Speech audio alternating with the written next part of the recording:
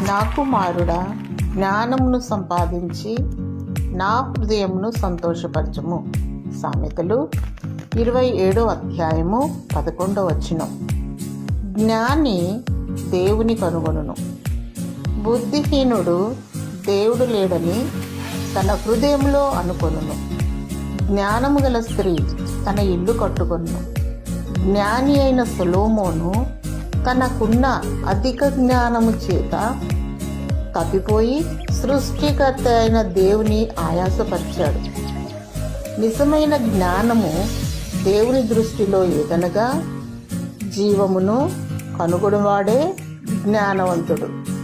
దేవునికి సమీపంగా దేవుని వెంబడించువాడే జ్ఞానవంతుడు. దేవుని సంతోషపెట్టే జ్ఞానమే దైవికమైన జ్ఞానము. దేవుడు జ్ఞానమునకు సృష్టికర్త. సకల ఐశ్వర్యములు ఆయనలో గుప్తమై ఉన్నవి. జ్ఞానము పొదువుగా ఉన్న యెడల దేవుని అడుగవలెను. జ్ఞానమును సంపాదించుకొని దేవుని సంతోషపరచు, మహిమపరచు. యేసు ప్రభువును ప్రార్థించినప్పుడు జ్ఞానము గల ఆత్మనిచ్చును. దేవుడు సమృద్ధిగా నిన్ను దీవించునుగాక. ఆమేన్.